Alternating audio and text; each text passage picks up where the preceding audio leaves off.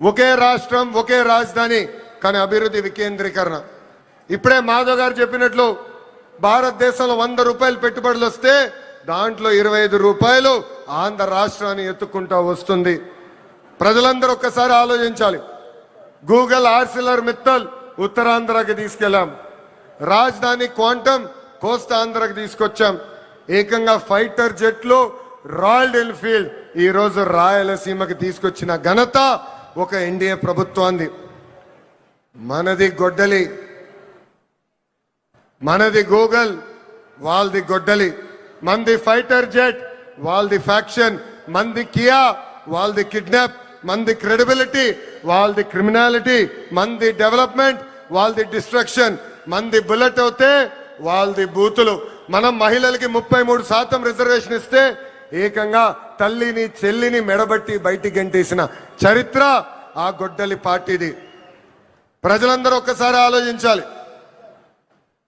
జగన్ ఆయన పేరులో జీ చూసి జెన్జీ అనుకుంటున్నాడు. జగన్ పేరులో ఉన్న జీ గొడ్డలి, అందుకే ఆ పార్టీకి గొడ్డలి పార్టీ అని ఈరోజు పేరు పెడతాం జరిగింది. జగన్కి సిసిడి జబ్బు ఉందండి. సిసిడి అంటే ఏంటో తెలుసా? క్రెడిట్ చోరీ జబ్బు, క్రెడిట్ చోరీ డిసార్డర్. ఏకంగా పేపర్లో వార్తలు వచ్చినాయి, ఆంధ్ర రాష్ట్రానికి ఆర్సిలర్ మిత్తల్ ప్రాజెక్ట్ వస్తుందని. ఆయన ప్రెస్ మీట్ పెట్టి ప్రాజెక్ట్ రావట్లేదు, పక్క రాష్ట్రానికి వెళ్తుందని చెప్పారు.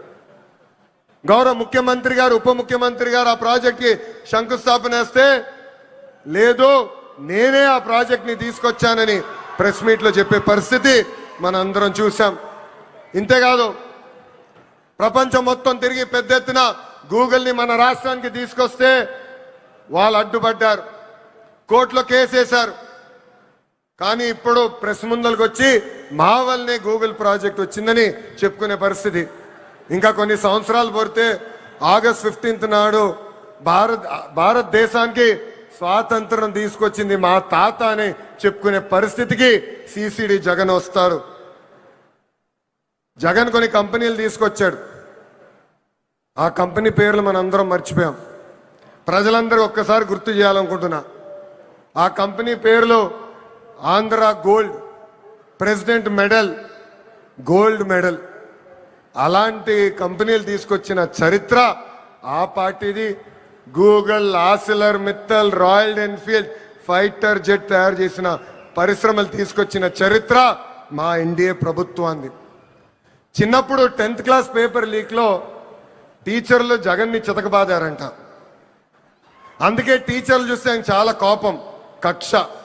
అధికారంలో ఉన్నప్పుడు మద్యం షాపుల ముందల కాపులాగా నిలబెట్టారు ఆయన టీచర్ని. ఏకంగా మనం డిఎస్సి విడుదల చేస్తే 226 కేసులు ఆ డిఎస్సి పైన వేశారు. ఎవరు ఊహించిన విధంగా 150 రోజుల్లో 16,347 పోస్టులు భర్తీ చేసిన ఘనత మన ఎన్డీఏ ప్రభుత్వాన్ని. నిన్న ప్రెస్ మీట్ నేను చూసా. జగన్ నన్ను ప్రశ్నించట్లేదు, గౌరవ ముఖ్యమంత్రి చంద్రబాబు నాయుడు గారిని ప్రశ్నించట్లేదు, ఆంధ్ర రాష్ట్ర ప్రభుత్వాన్ని ప్రశ్నించట్లేదు. రాజ్యాంగం రాసిన అంబేద్కర్ గారిని ప్రశ్నిస్తున్నారు, రిజర్వేషన్ని ప్రశ్నిస్తున్నారు, రాజ్యాంగాన్ని ప్రశ్నిస్తున్నారు. అందుకే ఈ సభాముఖంగా జగన్కి నేను హెచ్చరిక జారీ చేస్తున్నా. మీరు ఎన్ని జన్మలు ఎత్తినా డిఎస్సి పూర్తి చేసి ఇచ్చిన హామీ నిలబెట్టుకున్న ఘనత మాది. మళ్ళీ డిఎస్సి నిర్వహిస్తాం.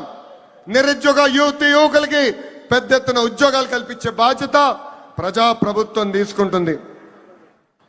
ఈ జగన్కి కనీసం దేశభక్తి అన్న కూడా లేదు. మేమందరం పోరాడి పెద్ద ఎత్తున సాగర్ డిఫెన్స్ అన్న పరిశ్రమని ఆంధ్ర రాష్ట్రానికి తీసుకొచ్చాం. వాళ్ళు ఏకంగా భారతదేశం డిఫెన్స్ కోసం బోట్లు తయారు చేసే పరిశ్రమ.